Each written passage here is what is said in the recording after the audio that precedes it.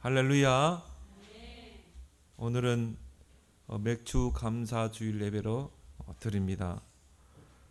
보리를 추수하는 그 시기에 드린 절기라고 해서 맥주절이라 이렇게 명을 합니다. 또 오순절이라고도 하죠.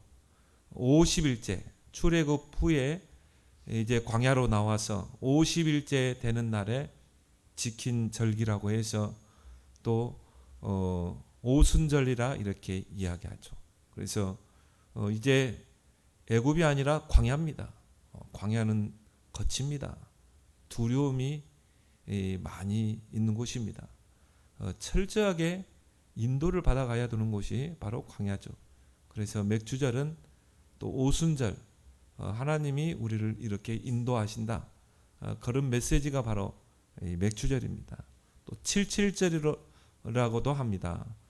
출애굽 후에 일주일이 7번 지난 그 다음 날 지킨 절기라고 해서 77절이라고도 또 이야기하고요. 또 신약 시대에는 신약 시대 와서는 또 성령 강림절이라고도 이렇게 부릅니다. 왜냐하면 오늘 사도행전 2장 1절에 그 오순절날 이 마가다락방에 불과 바람 같은 성령이 임했거든요. 그래서 또 성령 강림절이라 이렇게 또 부르기도 합니다. 예수님께서 이미 성령 시대가 열릴 것을 말씀하셨습니다. 이 공생의 기간 동안에 제자들에게 내가 가면 보혜사를 보내사 너희와 영원토록 함께할 것이다. 그 보혜사 성령이 내가 너에게 말한 것을 생각나게 하고 가르칠 것이다. 그렇게 주님이 말씀하셨고 승천하시기 전에 감람산에서도 오직 성령이 너에게 임하면 권능을 받고 땅끝까지 증인되리라. 이런 성령 시대를 미리 말씀하셨어요. 그래서 오늘 본문에 이 오순절 절기 때 15개의 나라에서 경건한 유대인들이 이 오순절 절기를 지키기 위해서 예루살렘으로 이제 모여든 것입니다. 근데 거기에 하나님이 시간표를 맞추셨거든요. 그래서 거기에 시간표를 맞춰서 성령이 강림한 것입니다. 그래서 오늘 2장 1절에 오순절 날의 이미름에 그들이 다 같이 한 곳에 모였더니 언약 붙잡고 마가다락방에 모여서 기도하는데 이제 약속하신 그 성령이 그 마가다락방에 강림을 하신 것입니다. 왜냐? 이제 하나님이 성령을 통해 구원 사역을 해야 되거든요. 그래서 이제 성령이 강림했습니다. 구약 시대에는 성령이 들어왔다 나갔다 했어요. 그런데 신약 시대는 성령이 우리 안에 영원토록 거하시는 것입니다. 이게 다른 점이죠. 그래서 우리는 딱 하나만 하면 돼요. 성령 충만. 그러면 권능 받고 땅 끝까지 증인되리라. 성령을 소멸하지 말고 여러분들은 성령 충만 속으로 들어가는 여러분 되길 바랍니다. 주님 마지막 지상 명령이라니까요. 오직 성령이 너희에게 마시고. 오직이란 말은 뭡니까? 다른 거 필요 없다는 말이에요. 오직 이거라야 된다는 거예요. 오직 이거라야 충분하다는 거죠. 오직 성령이 너에게 임합니다. 여러분이 이걸 깨달으면 내가 아직 연약하고 무능할수록 더 유익합니다. 그렇죠? 그래, 나는 연약하고 부족하고 세상 배경 없고 그러면 오직 성령 속으로 들어가는 거예요. 그러면 권능 받고 여러분을 서밋으로 세우사 증인으로 세울 줄 믿습니다. 하나님은요, 저 밑바닥에 있는 인생도 귀족과 함께 하시는 분이라니까요.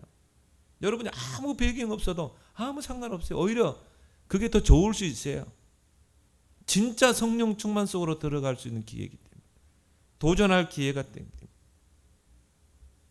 오순절 날에 그 시간표를 맞춰서 성령이 강림한 거예요. 그래서 오늘 2장 1절 4절에 보니까 성령 강림을 어떻게 표현했습니까? 급하고 강한, 호련히 하늘로부터 급하고 강한 바람 같은 소리로 표현했죠. 바람, 여러분 토네이도 이 태풍 불면 그 바람 압니까? 전에 우리 목회자 부부 수양회 때 속초에 갔는데요. 무섭더라고요. 바람이 강풍이 부는데 그 호텔에 있는데요 무섭더라고요. 그런 소리가 들렸다. 성령이 강림하는데. 그리고 뭐라고 표현했습니까? 마치 불의 혀처럼 갈라지는 것들이 그들에게 보여 불과 같은 성령이 임한 것입니다. 근데 불에 뭐가 있었어요? 혓바닥같이. 그래서 뭡니까? 각 사람 위에 하나씩 임하였던 그 성령이 120명의 제자들 머리 위에 각각 임했다 이 말이에요. 그러면서 이제 성령의 충만을 받았다고 했죠. 그들이 다 성령의 충만을 받고 성령이 말하게 하심에 따라 다른 언어들로 말하기를 시작하니라. 그렇죠? 방언이라고 그러죠. 성령이 말하게 하심을 따라 다른 언어로. 왜요? 15개 나라에서 유대인들이 왔다니. 15개 나라 방언으로 복음이 증거돼야 되잖아요. 이 사람들은 로마어를 알았겠습니까? 이 사람은 엘람어, 아람어를 알았겠습니까?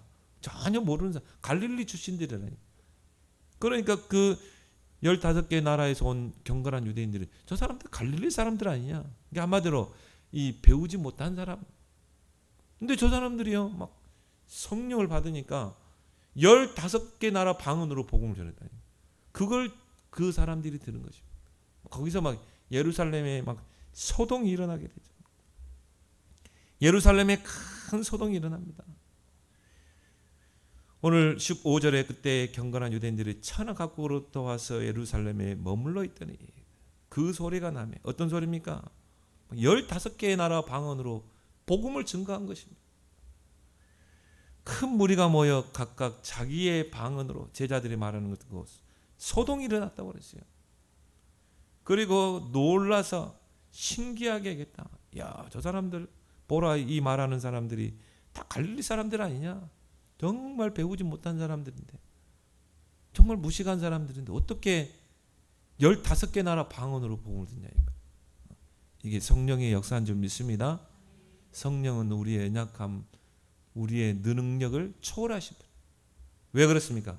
하나님의 영이기 때문에. 그래서 우리의 연약함을 돕기 위해서 성령을 보내신 거예요. 여러분이 그 사실을 알고 성령 충만 속에 들어가면 여러분의 연약함과 무능과 한계를 뛰어넘는 하나님의 이 성령의 역사가 여러분에게 강림하게 될 줄 믿습니다. 소동이 일어나고요. 신기하게 여기고. 그럴 수밖에 없죠. 오늘 7절 8절에 다 놀라 신기하게 이르되 이 사람들은 갈릴리 사람 아니냐? 우리 각 사람이 난 곳 방언으로 복음을 듣게 되는 것이 어찌 됨이냐? 그러면서 오늘 9절부터요. 15개 나라를 쭉 이야기합니다. 바데인, 메데인, 엘람인, 메소포타미아, 유대, 갑바도기아 쭉 부르기아, 밤빌리아 10절에 중요한 말했죠. 로마로부터 온 나그네.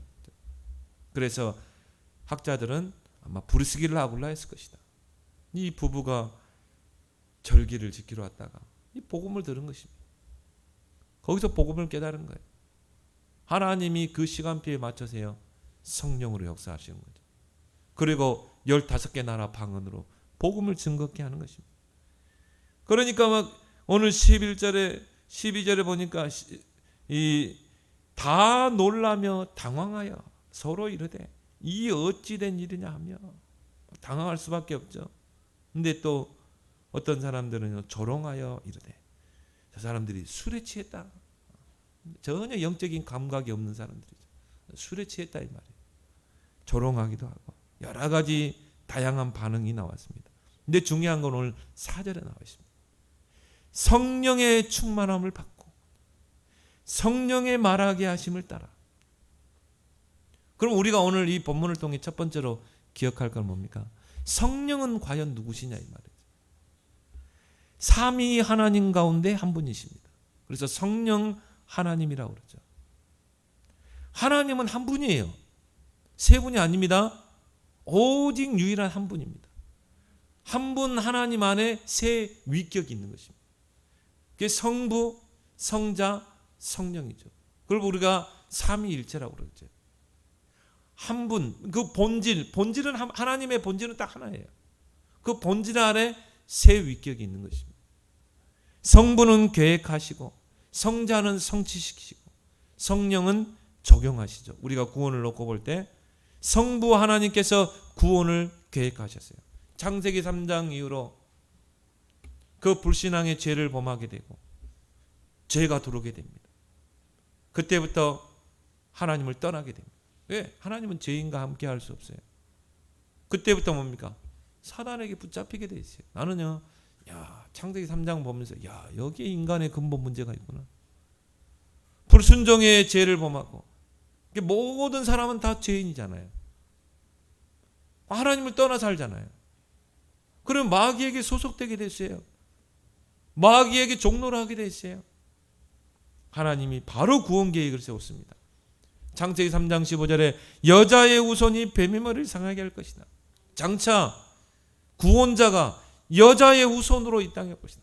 여자의 몸을 빌려서 여자의 자궁을 빌려서 이 땅에 인간의 몸으로 올 것이다. 그 말은 뭡니까? 하나님이 죄인들을 구원하기 위해서 인간의 몸으로 이 땅에 오실 것이다. 그래서 뭐 하신다고요? 뱀의 머리를 상하게 할 것이다. 사탄의 권세를 깨뜨리시고 우리의 모든 죄를 위한 대속물이 되심으로 하나님 자녀가 되는 그 길을 여실 것이다. 그리고 피제사를 저정했잖아요. 하나님의 성부 하나님의 구원 계획. 그럼 구약은 뭡니까? 바로 그 구원자가 오실 것이다. 하나님이 여러 가지 사건, 제도를 통해서 인물을 통해서 선지자들을 통해서 그 구원을 계속 약속하신 거예요. 성자께서는 구원을 완성하셨습니다. 성취하셨습니다. 십자가에서. 그래서 예수님이 십자가에서 마지막 다 이루었다고 그랬거든요. 구원을 다 이루었다. 이게 종교와 복음의 다른 점입니다. 종교는 뭡니까? 내가 이루어야 돼요. 내 행위로, 내 노력으로, 내가 공덕을 쌓아서. 복음은 예수님이 십자가에서 완전한 구원을 이뤘다. 그분을 믿기만 하면 구원을 받으리라. 오늘 그랬잖아요. 누구든지 주의 이름을 부르는 자는 다 구원을 받으리라. 진짜 그리스도를 구원자로 알고 그 구원자를 믿고 입으로 부르는 자는 다 구원을 받으리라. 어떻게 보면 구원은요 너무 쉬워요. 다 이루는 것을 믿으라는 것입니다. 오직 의인은 믿음으로 말미암아 살리라. 근데요 거기 보니까 그 믿음도 하나님이 주셔야 돼요. 그래서 은혜인 줄 믿습니다. 우리 은혜라는 찬양 있잖아요. 여러분 믿고 싶어서 믿었어요? 아니죠. 하나님이 여러분에게 은혜를 줘야 돼요. 은혜로 인하여 믿음으로 말미암아 구원을 받았으니 이것이 너희 행위가 아니고 하나님의 선물이라. 세 가지 단어 나왔죠. 은혜, 그리고 믿음, 그리고 선물. 구원을 세 단어로 설명했어요. 성령께서는 이 구원 사역을 행하고 계시는 것입니다. 교회를 통해서. 그래서 교회가 세워진 거예요. 교회는 뭐 하는 것입니까? 주의 백성들이 모여서 예배드리는 것입니다. 교회는 뭐 하는 것입니까? 이 땅에 하나님의 나라를 이루고 구원 사역을 위해서 교회가 있는 거예요. 그래서 교회는요 오직 복음으로 무장하고 뭐 합니까? 전도해야 돼요. 선교해야 돼요. 성도를 통해서 전도자를 통해서 하나님이 이 구원 사역을 이루고 계시는 것입니다. 그게 절기의 의미 아닙니까? 이미 너희는 애굽에서 끝난 거야. 이미 구원 받았어.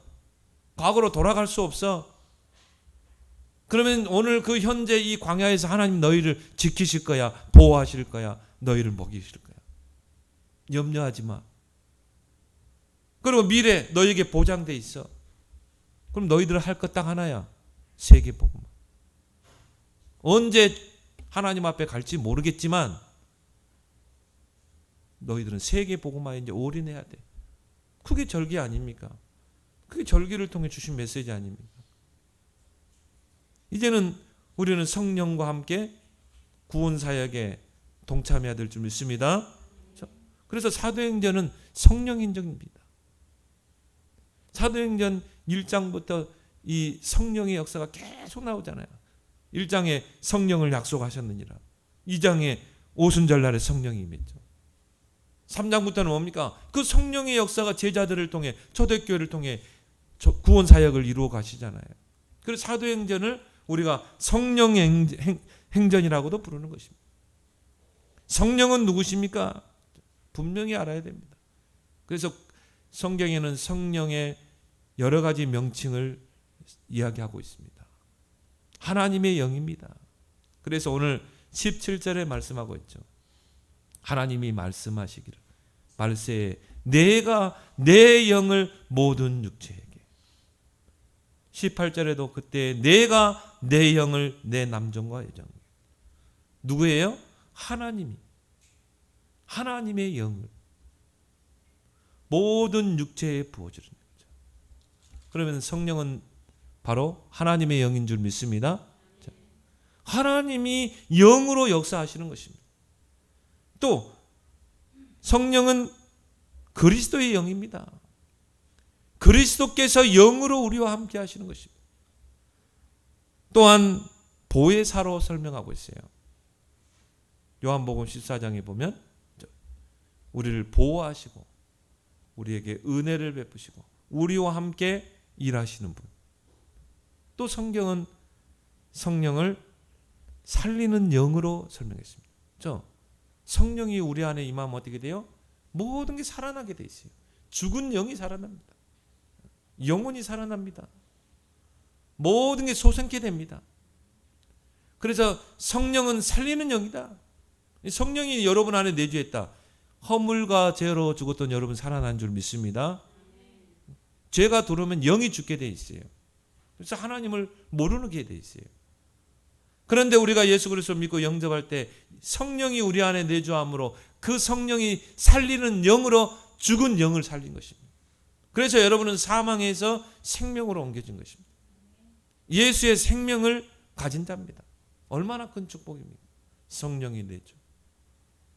성령은 성결의 영입니다.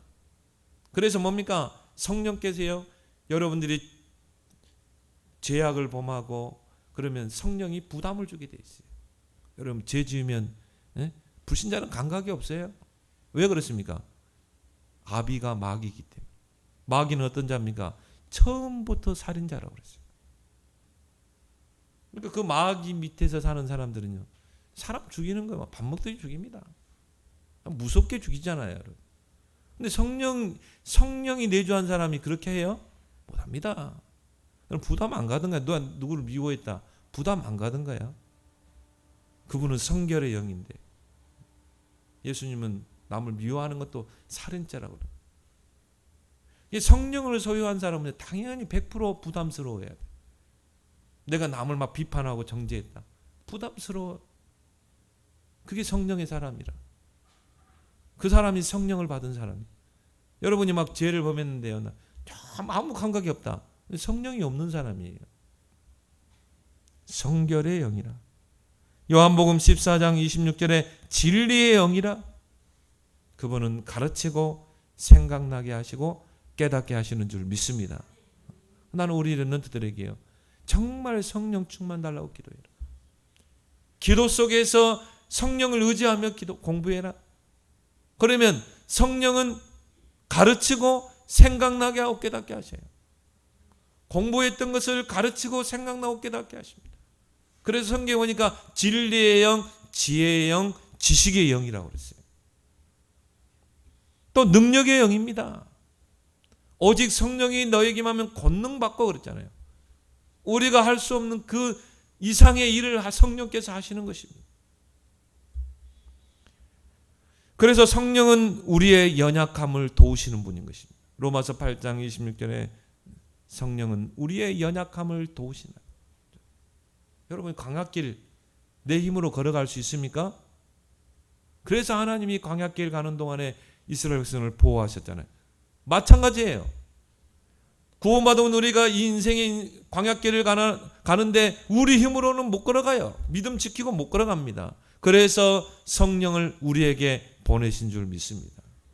우리는 전적으로 성령을 의지해야 돼요. 성령은 우리의 연약함을 도우시는 분이다. 그래서 오늘 불과 바람 같은 성령으로 표현한 것입니다. 급하고 강한 바람, 태풍이 불어닥치면 그거 못 막아냅니다. 여러분이 막 산에 불 나보세요. 2월달 3월달 불 나는데 강원도에 뭐 그거 헬기 동원해도 못 끌잖아요. 그만큼 바람의 힘, 불의 힘이 강합니다. 근데 성령을 그렇게 표현했다. 그 말은 뭘 말해요? 성령이 임하면 막아낼 수가 없어요. 성령이 여러분에게 임하면 그걸 막을 자가 없다니까요. 그래서 예수님께서 누가복음 11장 13절에 구하는 자에게 성령을 주시지 않겠느냐. 여러분의 성령의 사람입니다. 우리가 사는 시대는 성령의 시대입니다. 그럼 여러분은 전적으로 성령을 구해야 돼요. 하나님 나에게 성령의 충만함을 주옵소서. 하나님 나의 업 속에 성령의 충만함을 주옵소서. 학생들은 하나님 나의 학업 속에 성령의 충만함을 주옵소서. 다른 기도할 필요 없어요. 예수님은 딱 기도 제목 하나 줬어요. 성령의 충만함을 놓고 기도해요. 에베소서 5장 18절에 술 취하지 말라 이는 방탕한 것이니 성령의 충만함을 받으라. 나만의 성령 충만을 꼭 찾아내세요. 나는 어떻게 오늘 하루 성령 충만 속에서 나는 살 것인가. 성령에 대해서 오해하는 사람이 많습니다. 성령을 하나의 소유물로 생각하는 사람. 내가 성령 충만하면 성령이 막 내게 임하고 권능이 임하고 소유물이라. 성령을 하나의 하수인으로 여겨요. 나를 섬기는 종으로. 분명히 이야기했습니다. 성령 하나님입니다. 성령 하나님. 하나님이 영으로 임하는 거예요. 그것도 여러분이 막 기도했더니 정치되는 게 아니라 하나님 주셔야 돼요. 성령의 은사는 하나님이 주시는 것입니다. 근데 여러분이 간절히 성령을 막 갈구하고 성령 충만 달라고 기도할 때 하나님이 선물로 주시는 것입니다. 그 성령이지 성령이 나의 하수인이요 나의 소유물이 아니라 이것이. 기도원에 가면 성령 받아라 하는데 그 목사가 성령을 줍니까? 너무 틀리게 알고 있는 거죠. 또 신비적인 체험을 성령의 역사를 알고 있습니다. 불건전 신비주의. 다 틀린 것입니다. 예수님이 뭐라고 그랬습니까? 바람이 불매. 어디서 바람이 눈에 보여요? 성령으로 거듭난 자도 그렇다고 그랬어요. 성령이 물론 오순절에는 불과 반응 같은 성령으로 이렇게 임했지만은 성령이 막 이렇게 신비적으로 보이고 그러냐 이 말이죠. 누가 그러더라고요. 성령 충만의 가장 바른 것은 뭐냐? 비정상이 정상으로 바뀌는 거. 이게 성령 충만이다. 나는 그 말 듣고요. 맞다. 그래. 우리가 정말 너무 비정상이거든요. 너무 비정상이 정상으로 바르게 되는 거. 이게 성령 충만이다. 그래서 성령에는 여러 가지 은사들이 있습니다. 고린도서 12장에 보면 병 고치는 은사, 예언의 은사, 방언의 은사. 저도 방언도 했어요. 제가 방언 달라고 기도하다 보니까 막 방언이 나오더라. 근데 좋은 점이 많더라고요. 방언으로 기도하면요, 신비하기도 하고, 막 3시간, 4시간, 5시간도 기도할 수 있겠더라고. 방언으로. 나도 모르게 막 이게 나와요. 근데 내가 생각하는 게 내가 누구를 생각한다. 그러면 그게 이제 그 사람을 놓고 막 기도가 되는 거예요. 생각하면서 이 사람이 이랬으면 좋겠는데 입으로 방언이 들어요. 참 신비한 거죠. 그래서 영으로 기도하는 거라고 그랬잖아요. 바울은 마음으로 하는 기도와 영으로 하는 기도를 이야기해요. 마음으로 하는 건 내가 그냥 하나님 앞에 마음으로 중심을 가지고 기도하는 거예요. 영으로 기도하는 건 뭡니까? 막 이 방언이 혀가 꼬이고 나도 모르게 막 기도가 나오고 신비한 그런 체험도 있어요. 근데 지금은 안 해요. 어느 순간 끊기더라고 보니까. 내가 복음 깨닫고요. 난 끊기더라고요. 하나님이 야, 너 이제 필요 없어 그거. 너 복음 깨달았지 않냐? 그냥 하나님 앞에 나가서 그냥 간구하면 돼. 내가 믿음이 약할 때는 방언으로 기도, 열심으로 했거든. 산기도, 들기도, 막 금식기도, 막 새벽기도, 철학기도. 그때는 내 방언도 하고 했는데, 지금 하나님 그 방언 달라 그런 기도 안 합니다. 주시면 또 하겠죠. 이런 여러 가지 은사들이 하나님께서 주시는 것입니다. 성령의 은사죠. 어떤 사람은 병 고치는 은사도 있고요. 잘 분별할 수 있어야 됩니다. 이게 하나님으로부터 오는 은사인가, 귀신이 주는 것도 있거든요. 여러분 저는 TV 보면 샥 넘어뜨리기도 하고요. 딱 하니까 막 암덩이에 떨어 나오고, 그죠? 그게 귀신도 그렇게 할 수 있습니다. 속이고. 우리가 영을 잘 분별할 수 있어야 됩니다. 고린도전서 12장 11절에 성령께서 하나님의 뜻대로 각 사람에게 나누어 주심이라. 은사는 하나님이 각 사람에게 필요에 맞춰서 다 나눠줍니다. 고린도전서 12장 7절에 각 사람에게 성령을 나타내시면 유익하게 하려 하며, 그렇죠? 유익이 안 되면요, 그건 아무 필요 없어요. 정말 교회를 세우기 위해서, 성도를 세우기 위해서, 또 복음 전파를 위해서 이런 성령의 역사가 나타나는 것입니다. 그래서 바울은 그런 부분에 굉장히 주의를 당부했죠. 네가 방언을 하는데 이건 하나님과 너와 하는 거야. 골방에 들어가서 방언 기도해야지. 사람들 다 있는 데서 나 방언한다 해가지고 그건 뭐예요?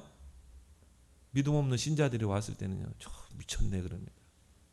오히려 유의되지 않습니다. 여러분이 굳이 방언 달라고 하지 말고 그냥 마음으로 기도하길 바랍니다. 그 최고의 기도예요, 최고의 기도.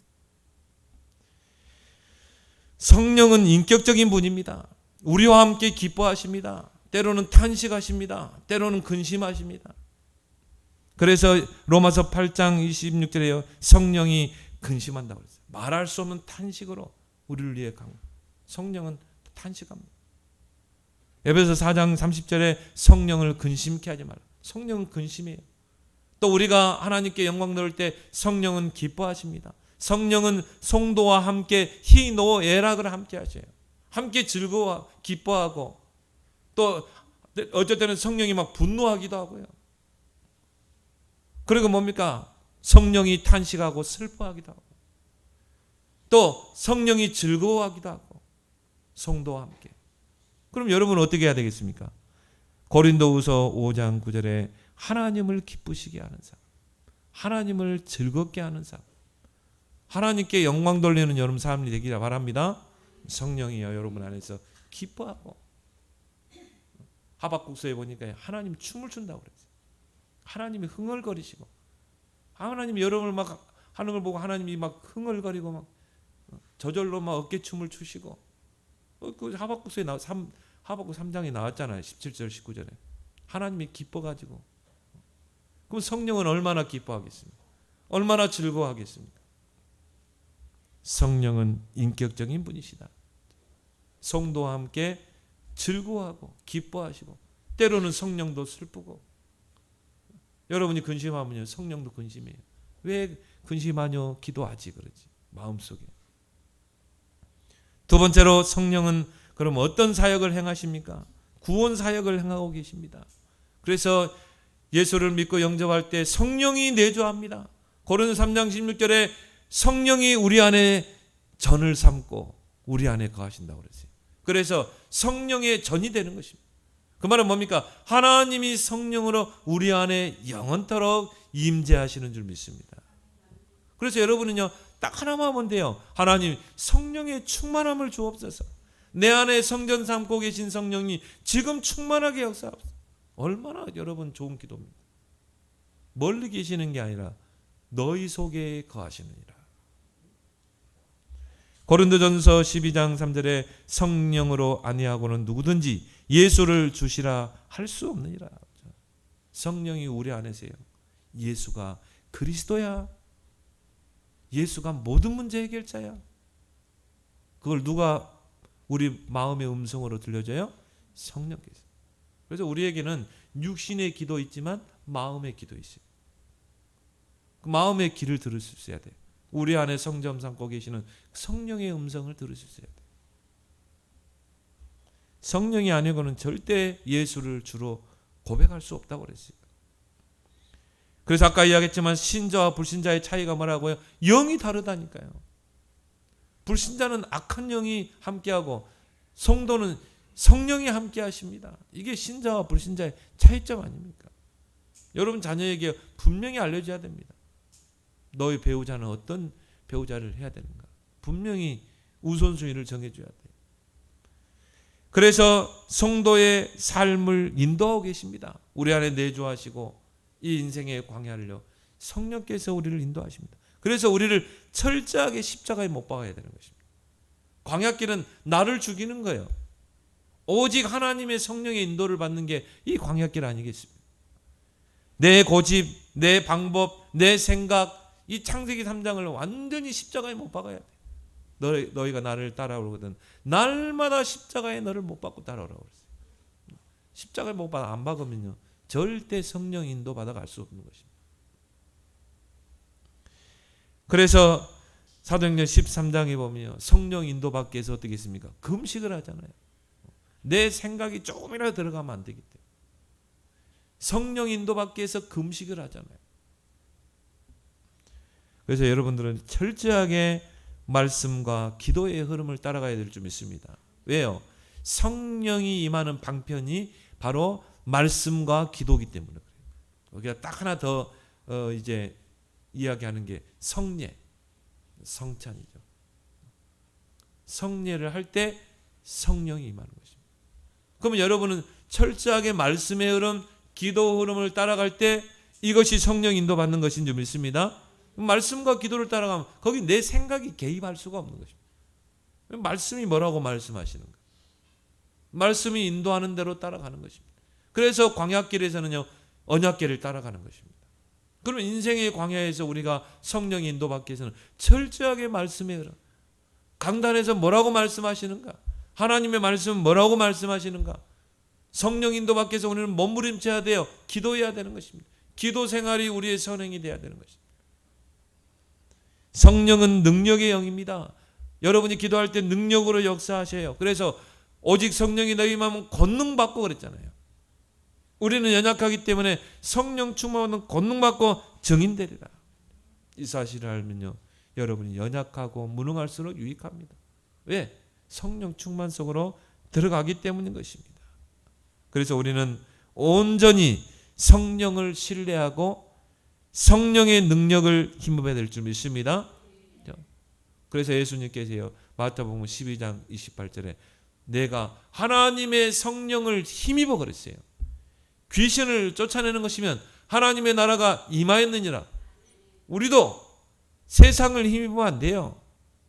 세상적인 배경 힘입으면 안 돼요. 세상 사람들은 세상의 그 배경을 자기의 힘으로 삼잖아요. 그래서 뭡니까? 우리 가문의 배경, 학교의 배경, 그리고 뭡니까? 좀 힘 있는 사람 밑에 줄 서잖아요. 그게 세상 방법입니다. 그래서 그렇게 안 하면 학연, 그래서 학연, 지연, 그럼 따집니다. 근데 우리도 그렇게 살아야 됩니까? 그러면 요셉이 뭐 학연, 지연이 있었습니까? 전혀 없었어요. 세상 배경 없었어요. 그래서 우리는 오직 성령을 힘입어야 되는 거예요. 근데 참 감사한 게 성령이 우리 안에 내주에 계신다니까요. 여러분, 성령을 힘입을 수밖에 없어요. 성령이 여러분 안 인생을 다스리고 계십니다. 통치하고 계십니다. 그럼 우리가 성령을 힘입어야죠. 성령을 힘입을 때 귀신이 떠나가고 흑암이 결박될 줄 믿습니다. 성령을 힘입어 귀신을 쫓아내는 것이면 하나님의 나라가 임하였느니라. 기도하는 것입니다. 기도할 수밖에 없는 것이죠. 성령은 지금도 이 세계 복음화의 언약을 이루어 계십니다. 누구를 통해요? 저와 여러분들을 통해서. 그러면 우리는 이제 성령 충만 속으로 들어가는 것입니다. 그리고 마지막 뭡니까? 오직 성령 충만 속으로 들어가라. 예수님이 우리에게 주신 마지막 기도죠. 오직 성령 충만 속으로 들어가라. 그래서 물이 가득 차면 어떻게 됩니까? 물 충만이죠. 여러분, 컵에 이 물이 가득 차면 어떻게 됩니까? 흘러 넘칩니다. 계속 부으면 어떻게 돼요? 계속 흘러 넘칩니다. 그러면 그 흘러 넘친 물이 닿는 곳마다 다 살아나잖아요. 이게 성령 충만입니다. 여러분 안에 성령이 충만해지면 어떻게 돼요? 흘러 넘치게 돼 있어요. 그럼 어떻게 됩니까? 여러분 주위가 다 살아나게 돼 있어요. 소생케 되게 돼 있어요. 여러분 한 사람 때문에. 여러분 한 사람 때문에 가문이 삽니다. 여러분 한 사람 때문에 교회가 살고 직장이 사는 것입니다. 이것을 성도에게 주셨다니까요. 이건 어떻게 보면 성도에게 주신 축복이요 미션입니다. 이제 너는 성령 충만 속으로 들어가. 네가 있는 직장을 살려야 돼. 가정을 살려야 돼.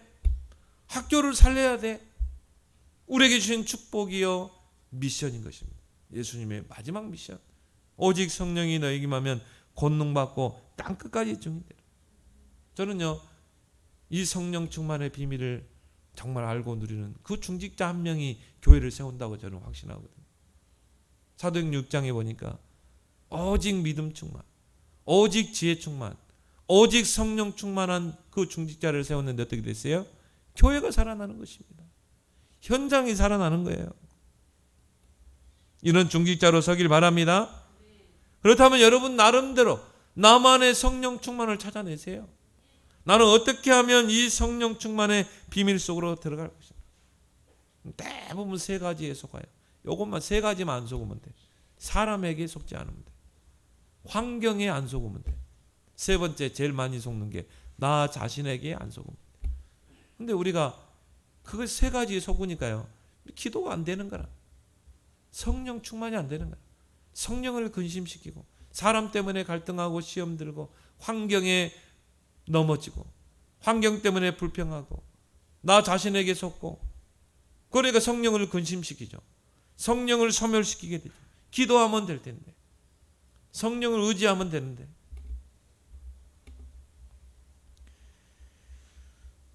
다윗은 찬양을 하면서 성령 충만 속으로 들어갔습니다. 그래서 다윗이 찬양을 하며 기도할 때 하나님의 영이 어떻게 있습니까? 이 사울에게 붙은 악신을 물리쳐 버리잖아요. 나 나름대로의 성령 충만을 시간을 가지면 되는 것입니다. 그래서 여러분만의 그런 정시 기도를 한번 누려보세요. 하루에 한 번이라도 여러분이 하나님 앞에 깊이 들어갈 수 있는 그 정시 기도, 그 시간을 여러분 꼭 갖길 바랍니다. 그래서 예수님이요 골방에 들어가. 여러분만의 골방을 한번 찾아보세요. 주님과 은밀하게 대화할 수 있는 골방. 방해받지 않는 그 기도의 골방. 그리고 하나님 앞에 정말 기도하는 것입니다. 성령의 충만함을 주옵소서.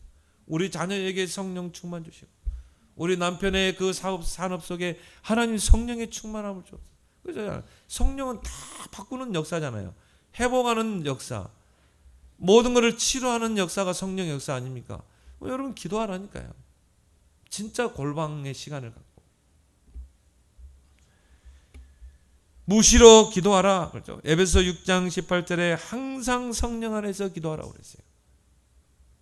전에 개역 성경에는요. 무시로 성령 안에서 기도하라. 그 말은 뭡니까? 모든 것을 여러분이 기도 속에 집어넣어라.